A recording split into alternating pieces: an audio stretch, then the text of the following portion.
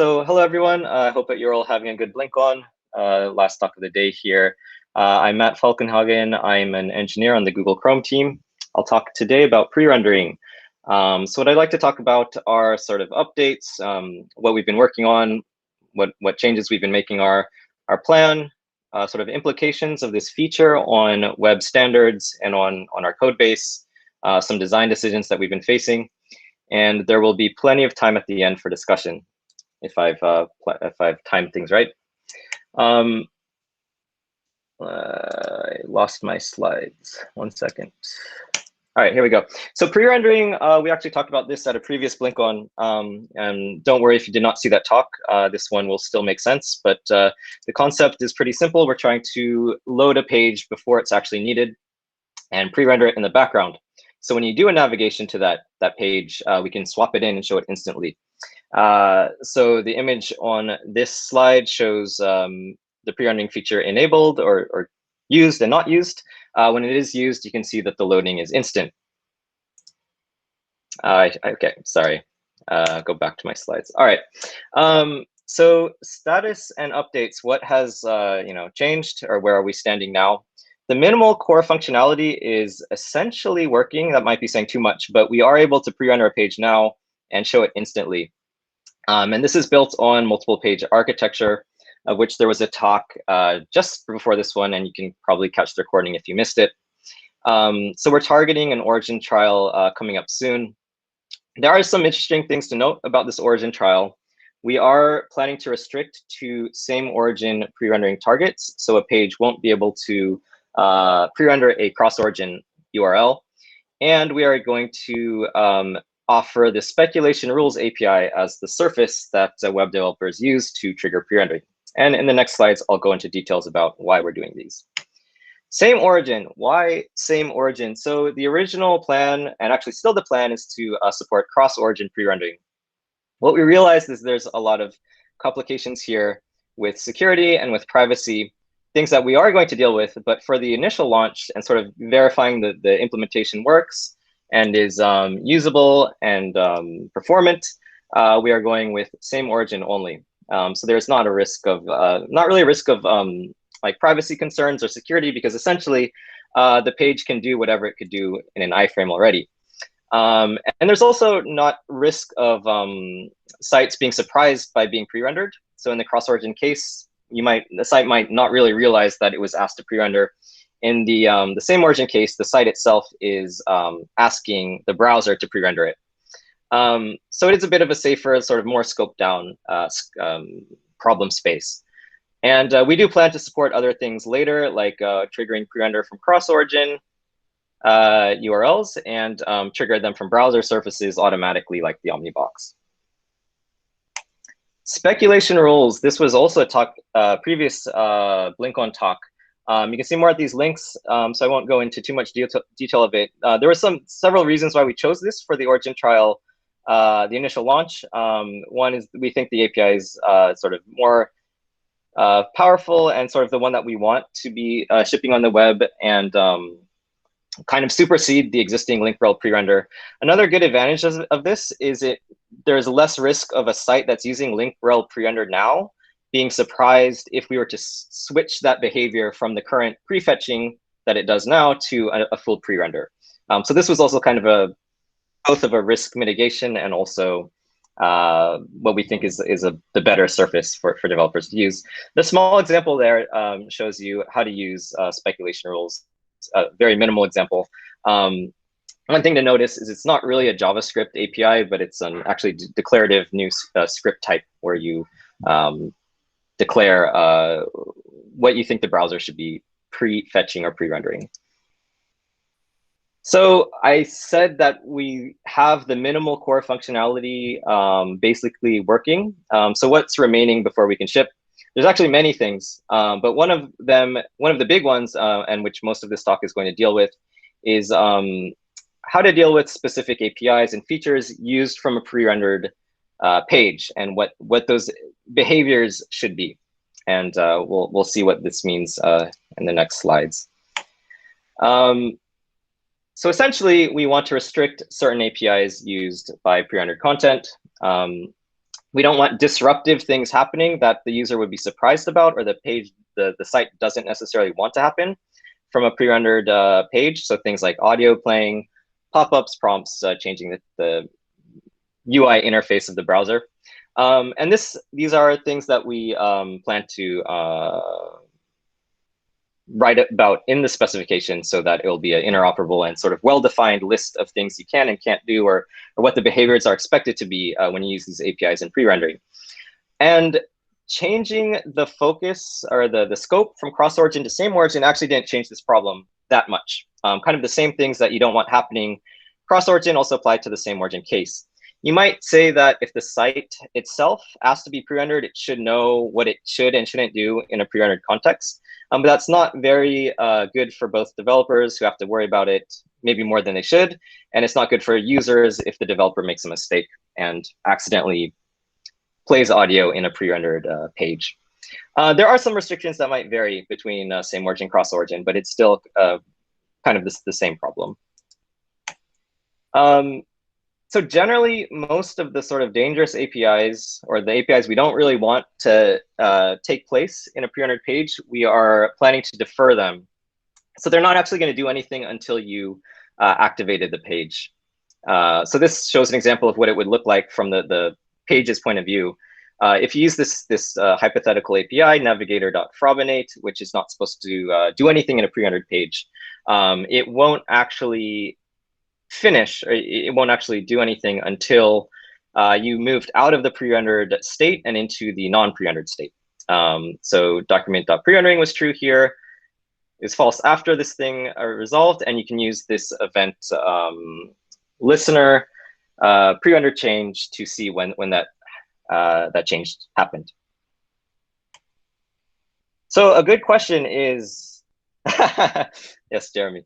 A good question is what APIs to restrict? How do we know, like, what are all the APIs you should and shouldn't use in a pre-rendered page? And this is a difficult problem. One approach that we're doing is some APIs are already restricted from general browsing contexts. So things that require permissions, things that are controlled by feature policy and off by default. These are good candidates to look at as saying, oh, maybe they shouldn't do anything by default in a pre-rendered page. Even if the user already has given that origin permission to use the feature, it might not be wise to allow that feature to occur in a pre-rendered page. So what we're sort of taking both a general approach, like all of these things by default will defer or take another action in a pre-rendered page, and also looking at them one by one and making sure that that decision makes sense. So as I said, we're trying to put this in the specifications. This is just an example of what that looks like. So this is the geolocation API, which we're saying you shouldn't be able to geolocate when you're in a pre-rendered page. The current spec here, if you click that link, you can see all these APIs and what we propose are going to be changed, how we propose changing those specifications. So you can see here for get current position, what we're saying is add this new step to the very beginning of your algorithm. And if you're in a pre-rendered browsing context, then don't do any of the stuff that you are normally going to do. Put them on your list of things to do after pre-rendering and run them at that time. So that's what that looks like. And how do we implement that? So on the Blink side, that translates pretty straightforwardly. But this is a very idealized code example. So for example, in get current position, you check is the document that you're in pre-rendered. If so, then you add it to this list of callbacks and you don't do anything. The actual API, the actual code will be a bit messier because you have to return a promise in most cases. Sometimes this takes a callback. You have to resolve that at that time. But generally, this is kind of the structure that we envision using in Blink. In addition, on the browser side, we are also deferring these API usages and features. And you can learn more about that at Lynchy's and Toyoshim's talk, I think tomorrow, a lightning talk. But this is kind of, you can kind of think of this as a defense in depth. We might not cover all of the surfaces on the Blink side and add all this code to all of them, on the browser side, we're doing this automatically when deciding when to bind Mojo interfaces. So the Mojo interfaces are usually the ones that give the renderer power to do disruptive things. So if you do this on the browser side, even if we missed the Blink side, like API entry point, the actual part that we don't want to happen during pre-rendering doesn't happen then. The disadvantage of relying on the browser side completely is, for one thing, we won't be 100% following what the spec says, and we might be doing work that we're not supposed to be doing before we hit that, before we go to Mojo. So we're kind of doing this two-pronged approach right now. And we're adding tests for all this stuff. You can see them at the web platform tests internal pre-rendered directory. And we intend to upstream these. We can't upstream them immediately. One of the limitations right now is that there's no way to tell the test harness, like make this pre-rendered browser context deterministically, because all of the things like speculation rules, link rel pre-render are just hints. So a conformant browser could just ignore them. And you can't really test anything usefully in that case. So we have to add sort of the browser, the test framework to do that. There are also browser tests outside of web platform tests, but we are envisioning the sort of main test suite to be web platform tests, as this is a web exposed feature. And so what have we done with these restrictions so far? You can check this tracker here. The spreadsheet shows all these things that we think we should be restricting. It's maybe not exhaustively complete yet, but it's a lot of them.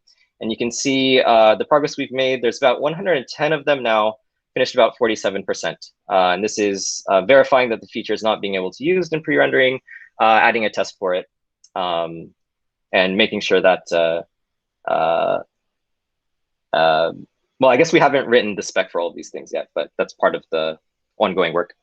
And thanks especially to the people at Igalia for contributing to this. They contributed most of the restrictions here. So thank you. And OK, so what I'll get into for remaining slides are kind of more special cases that are kind of tricky and design decisions that we've been thinking about. And this might lead to more discussion after this. So here we go. So one of them is storage. So storage is a tricky one. We are planning to grant it for same origin pre-rendering. We cannot get away with this for the cross-origin case because that becomes a privacy leak. So you can't just grant storage as is in cross-origin because that could leak information between the two origins. But for same origin, that concern does not exist. And then, so why don't we just defer them? It turns out there's a lot of, not a lot, but there's a couple of sync storage APIs and features that are used on a lot of pages. And we can't defer those. And we can't really just like bail out of pre-rendering when they occur, because that would make a large percentage of sites unable to be pre-rendered. So these are things like cookies, local storage. So we kind of have to grant those. And then, and it's not too bad to grant them because as we said, there's no privacy concern. The site itself is opting into same origin, so it should kind of know. It's kind of contradicting what I said earlier, that the site, as much as we can, will help the site work fine with pre-rendering. But with storage, the site's going to have to check if it's pre-rendering and make sure that it's mutating storage only if it wants to. What about same origin? Let me get to that later. Or sorry. I'll finish this slide first and then look at that one. And then once we grant this, the sync storage APIs, we kind of think, we can still defer the async ones, but then it gets a little bit inconsistent. Like you can use the sync ones, but not the async ones. There might be deadlocks or things where the site expects one API to be available and one API also should be available. So we end up saying, we're going to go ahead and grant all storage for the origin trial. There are ideas that we have to make this a bit sort of safer. For example, you can write to like an isolated storage partition, and then you can only merge that in if the pre-rendered context was actually activated. And cross-origin strategy might use this, but for now we're doing the simple one. And the question on the chat was, what about same origin top-level pages? with cross-origin content. Yeah, so that is a good point. So sorry, I should have been a bit more rigorous about what same origin means. Same origin meant that we are only able to, pre-render a page of the same origin. And within that page, there can be cross-origin iframes and cross-origin subframes. The cross-origin iframes, we're planning to defer those for similar reasons as what was raised here. So the cross-origin iframes are not actually going to be loaded while you're pre-rendered. The cross-origin sub-resources, however, will be requested during pre-rendering. And there is a bit of, there's a question of whether those should be whether we should allow cookies for those, or whether those should not have cookies, and what to do if the cookies get modified. So that is a good design question. Our current thinking is to just allow the cookies, and separately, I think the Chrome and the web ecosystem is moving toward sort of partitioning cookies inside of third-party cookies inside of a page for cross-origin resources. Okay, I lost my slides. And okay, they're back. All right, so session storage is another interesting point. So we said that we were going to grant storage for everything. But session storage is interesting because it's scoped. The feature is defined to be scoped to a tab. So here's the question: is pre-rendering page in the same tab, or is it in a tab? So that's something to think about. If it is, then now you have, normally a tab only has one live page in it, but now you have multiple pages. Pre-render, you might have multiple pre-renders or maybe other features that are based on NP-Arch. And these are maybe all associated with the same tab should they all see the same storage, and what happens there. And another problem is that currently most browsers that we know of don't actually support multiple processes or multiple things talking to the same session storage. So that's another thing to deal with. So the proposal here, which I'll just give the proposal briefly, and maybe we can use the problems as more of the interesting part, is to do this thing where we clone the current storage, use that clone in the pre-rendered page, and then once you activate, you swap back in the primary session storage. So you can go to that GitHub link to see sort of the rationale there. But that's what we're trying to implement now. Service worker is full of a lot of interesting topics here. So I'll try to go through these. I'll introduce sort of a sample of things to worry about with service workers and pre-rendering. One, so background of service workers, they can intercept resource requests. So service workers see all these things that are happening in a pre-rendered page or not, and including the initial navigation to the pre-rendered page. It's a good thing to think about. Service workers can also see all the pages that are open in a browser. Do pre-rendered pages count as something to look at that should be available to service workers as well? And then what if you started a service worker for a pre-rendered navigation, and that service worker starts using APIs that you wanted to be restricted if the pre-rendered page itself was using them? Service worker also has access to APIs. Maybe some of them are disruptive that you don't want to happen. So these are all things to think about. I could give our current thinking here. We're basically going to say service worker can see the pre-rendered navigations. They can see the pages. They show up as clients. And we're going to give a new concept of a pre-rendered service worker, which would have the same API restrictions as a normal page. But what is a pre-rendered service worker? It's pre-rendered if all of its clients are pre-rendered pages. So service worker has like a one-to-many relationship with pages. So it might have non-pre-rendered clients and pre-rendered clients. I could talk about session history as well as kind of the last tricky thing, at least to cover here. So what if you do history.back in a pre-rendered page? Where does that go? maybe to the last page that maybe that prerendered page had a previous URL or it loaded an iframe, and if history.back normally would take you back to the previous state. Thank you. So yeah, what happens there? But then what if that page was later activated and then you use history.back? Where does that go? Does it go to the previous one in the prerendered context or the previous one in the primary context? And then does that mean, maybe you might think it should go to the primary context after activation, but that means history.length kind of changes perhaps before and after activation. So these are all things to worry about. I could give the proposal here. But I think, yeah, we are about 5 minutes left, so we can move on to final slide. This is how to try it. There's a feature flag, command line tools, demo page, and bugs, design doc. And we're looking for help, so please contact me if you are interested in contributing here. With that, that is the end of the slide. So if there are questions or discussion topics, now is a good time.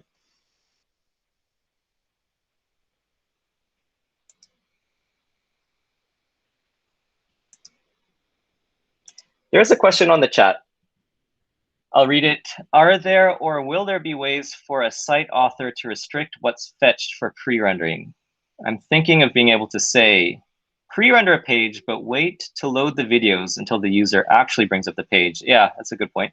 In order to defer the majority of bandwidth use, as well as battery power and mobile context. That's a great point. Generally, the page is going to get the event when it's activated. So it's going to be able to delay things before that it doesn't want to do until after activation, but it does have to do these manually via JavaScript currently. There's not a way that we've proposed yet to say, for example, image, put it in the image attribute, put an attribute saying don't load until activated. Although maybe the lazy loading thing the lazy loading of images and videos might be a tool that we can use here.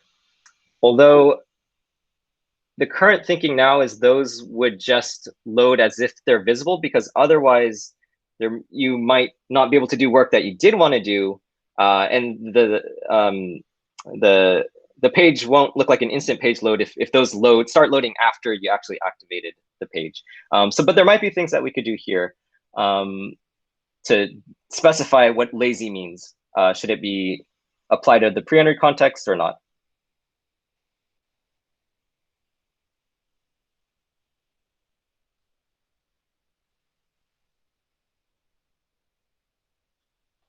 Anyone else also feel free to chime in to these questions. We had other thoughts.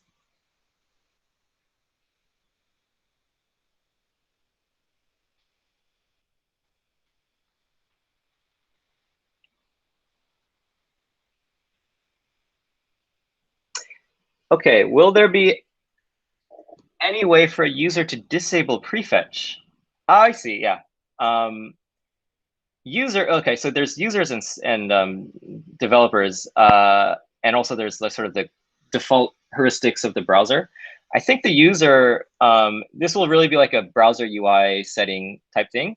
I think at least Chrome has like a feature called enable pre-fetching or pre-rendering of content, and we probably should gate all sorts of these pre-render, pre-fetch features on that setting. So I think users, we could do it in the browser if we have the correct sort of settings UI for that.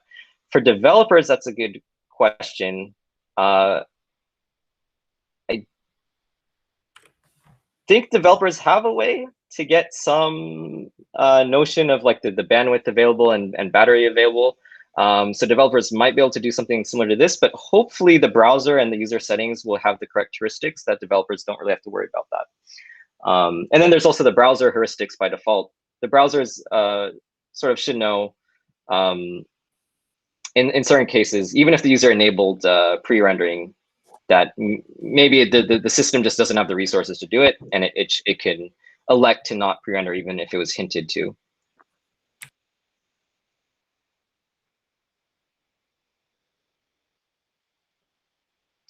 Okay, next question. What are the scheduling semantics of the pre-render page? Are we going to slow down the current page interaction with doing more work in the background? That's an excellent question. And it's something that we have to look at carefully when we do our origin trial, because we don't want to jank the primary visible page by doing pre-rendering. One thing to notice, or one thing to note, is usually the pre-rendered page will be in a separate process as the main one, because it makes a new browsing instance. So the process is usually going to be different. That may help with the contention on like the threading inside of the same process. But that's kind of, we probably could do things like if it's a pre-rendered page, schedule it, to run at a lower priority. But I don't think we've sort of looked into that for our initial origin trial yet. Yeah, I don't think it's done yet, but like conceptually, we should be able to do the same sorts of things that we do for background tabs, right? That makes sense to me. I think for background tabs, we might just freeze them though. I don't know like what we do with those. Like if we if we run them at a low priority, or if we just freeze these days. Okay. Yeah, I was just wondering because I thought the target was mainly Android or like mobile, right? And so, same origin, won't you end up in the same process, right? But So I think normally the same origin would be in the same process, but with pre-rendering, it makes its own browsing context or browsing instance. So it's usually going to be put in a separate one. But yes, on Android, there are limits to how many processes you can have. So it sometimes will be in the same one.